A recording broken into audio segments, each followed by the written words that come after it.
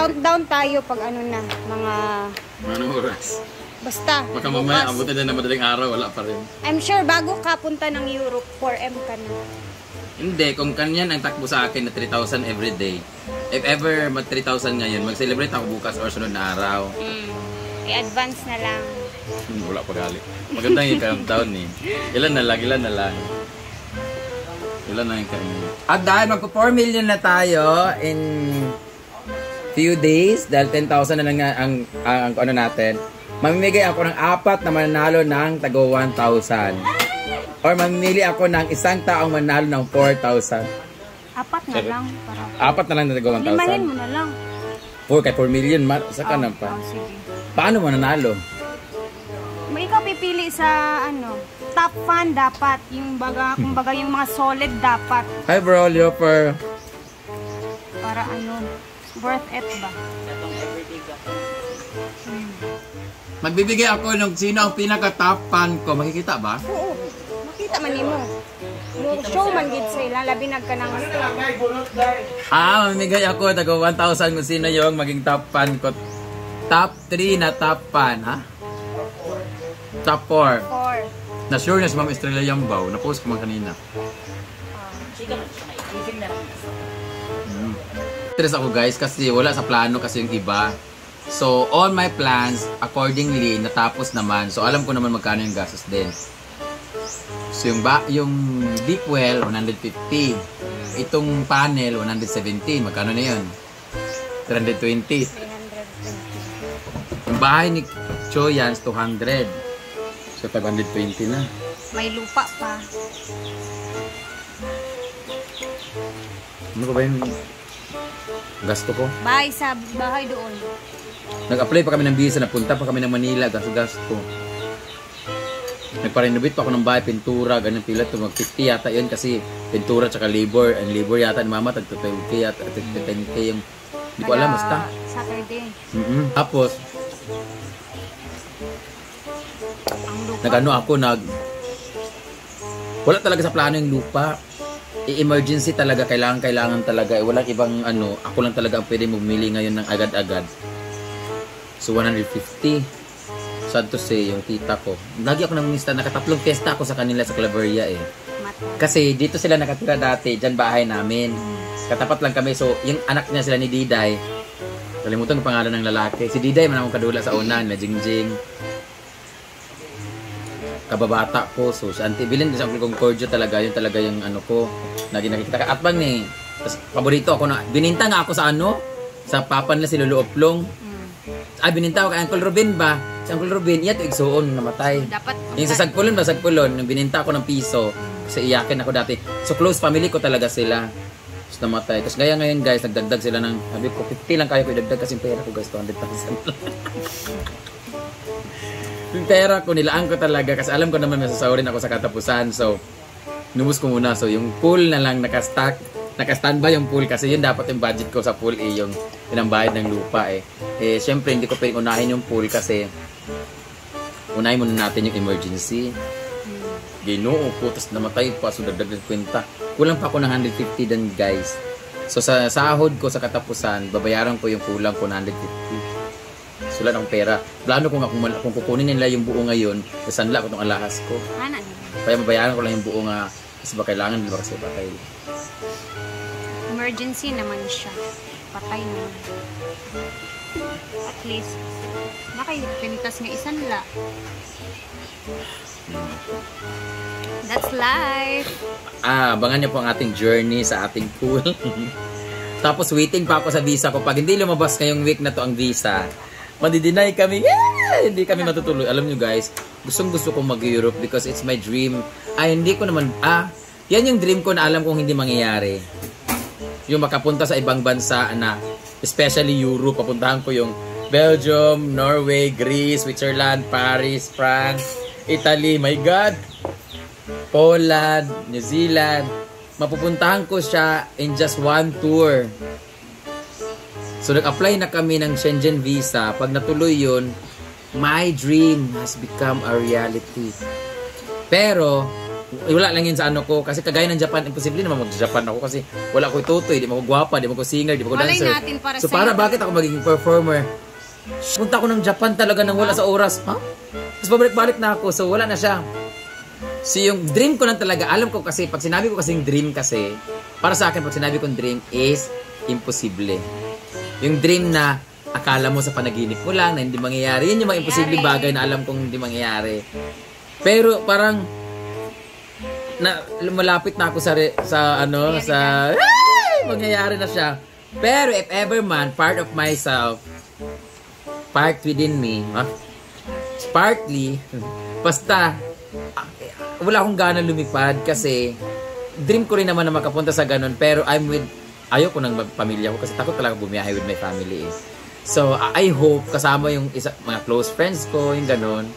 So, parang ang hirap mag-explain or mag-share ng memories na parang ako iba lang. yung feeling Oo, pagkasama ako lang yung talaga naka-experience na napunta ako sa Amsterdam, napunta ako sa Tulip, napunta ako sa pinakamagandang lugar na ganito.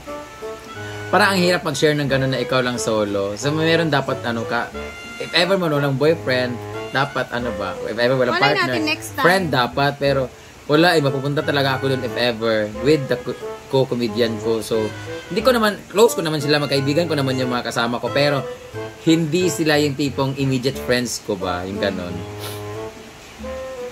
Dream, posible magkatotoo. Yeah, pero para sa akin yung dream kasi parang posible siya pero malabo, posible siya pero mahirap, yung ganon.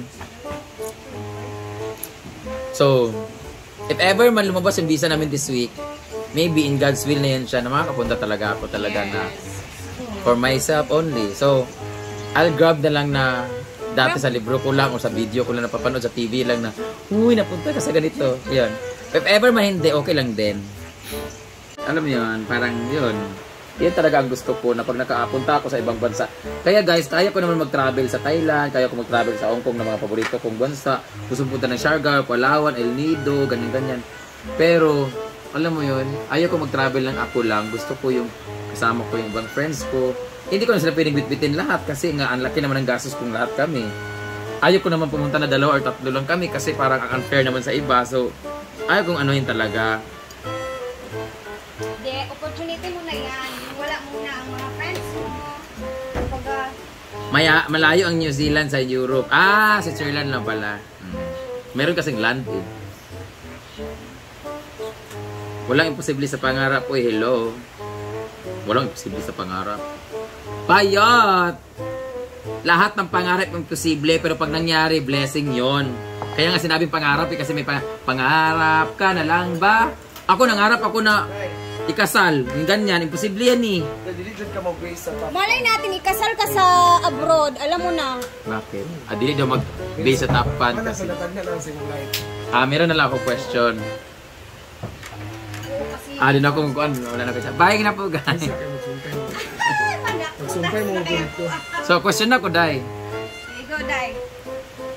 Ikaw na question yan. Ikaw una. Okay, may makasal. Alam mo din sa encrypted na yan, di na tayo nakikita kung sino nagchat-chat. Ito. Ano na, Day? Anong tanong mo dyan, Day? Malayo ang New Zealand sa Europe. Sige, okay. Ano? Question man. Kaya nga dapat magkusun ka kasi wala na akong masulti. If ever lang, di ba yan naman yung mga ingana na question gani, if ever, kung sino ang balikan mo. Babalikan ko? Babalikan. Wala na. Wala na. So, Dati may hope pa ako kasi akala ko pwede pa. Pero ngayon wala na. 100% wala na. I just want to forget. You enjoy your being single. Yeah. It's time for myself na lang. Saka masarap pa iba-iba. Ang paborito dahil. So wala akong babalikan sa ex ko pero meron akong gustong i-pursue. Sino? 1, 2, 3. Plastic. Hi, Ma'am Bella Vasquez. So, magpa 4 million na ako. So, shout out dun sa mga talagang solid sa akin talaga ever since talaga unang-una yung mga Sprikitik ko, Brain Damage Official. Siyempre yung mga Kelbren before, tas naging Brain Gio ngayon, before. Yung mga solid Marites International or International Marites, yung mga Gantisa and all, Ate Bella Vasquez, sila ni Ma'am Jenkel, sila ni Ma'am Myra Estrada, siyempre, Mama Ana Cocorel yan, yung founder nila. Sobrang thank you ako, Mama Rowena. Sila Ma'am Flora Danes before. Siyempre, sila Papa Bitoy. Asa na kayan sila, no? Wala, naghang ako. Ay, bakit naging ano ako? Brenda, maayon ta, makaanak ko diya.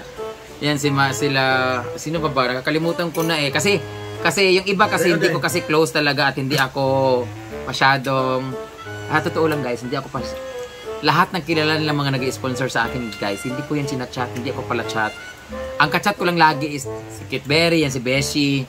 Yan lang, siya lang. Kaya I'm very happy lang talaga kasi may mga nag-chat-chat. Nung isang araw nga, umiyak ako ng umiyak. Tulog silang lahat niyan. Iyak ako ng iyak, bumabiyahe ko sa Zamboanga kasi may nag-message sa akin. Kalimutan ko yung pangalan. Nag-email sa akin na yung mama niya, stage 4 na cancer. Tapos, lagi daw nagpapaibis, kahit paano na naibsan daw yung lungkot niya at nanonood siya ng videos ko, yung sakit na nararamdaman niya, lumalaban siya sa cancer niya, nasa ano lang siya, tapos nanonood ng video ko. So, binati ko siya kahit get well soon, mga ganun-ganon, sa fight for your life lang, ganun-ganon. Iyak ako nang iyak kasi dati nangyari na yan eh. 2015 yata, nung trending ako sa Japan, meron akong follower na ka-video call na Ate Ronara ba yun siya? Nakalimutan ko yung pangalan niya. Nasa Japan yata siya. Parang nasa Japan siya tapos kada kinikimotherapy siya, tumatawag yung doktor niya sa akin para kausapin ako or piniplay yung video ko sa monitor habang kinikimo siya. Para kahit papano, kahit masakit yung nararamdaman niya sa pagkikimo, pinapanood niya yung video. Iyak ako nang iyak kasi tumawag sa akin yung kaibigan niya. Patay na siya. Yung ganun, grabe talaga. Nagpapasalamat sila na... Cancer yun dahil? Oo, yung kinikikalbo na siya. Yung at some point of their life, parang alam mo yung nadadagdagan. Ay, ano mo yan? Parang, basta, ayan, sa lahat ng mga naging part ng buhay namin before, sobrang dami yan. Sila ni Mama Ba, yung mga sponsor. Siyempre si Ate Kim Pedralba, solid yan. Thank you so much. At sa lahat, ay grabe. As in, thank you so much talaga sa inyo. So, yan part kayo ng journey ko talaga. Thank you so much. Siguro, nasa ano na ako ngayon? 3,990,000. So, ilan na lang? Kasi nakikita nyo lang kasi lahat negative thing about me. Hindi ko naman pwedeng sabihin na ito yung mabait ako, na matalino ako, na maganda ako. Sabi nga nila, diba, sa isang bond paper, kumuha ka ng isang bond paper, plain, napakalinis. Lagyan mo ng tuldok yan ng ballpen, or kahit tuldok ng lapis, ang mapapansin nila, yung dumi. Bitaw. Hindi nila ma-appreciate kung gaano kalinis yung isang bond paper. Ang mapapansin lang nila yung nag-iisang tuldok na dumi ng isang bond paper. Correct. So kahit anong gawin mong kabutihan, kagandahang asal sa mga tao sa paligid mo, kahit ano ipapaligid mo, kung ano yung butas na nakita sa iyo na isang piraso lang, yun ang ibabato nila sa iyo. Impact. Bitaw, tinood yun, sakto yun. Diba?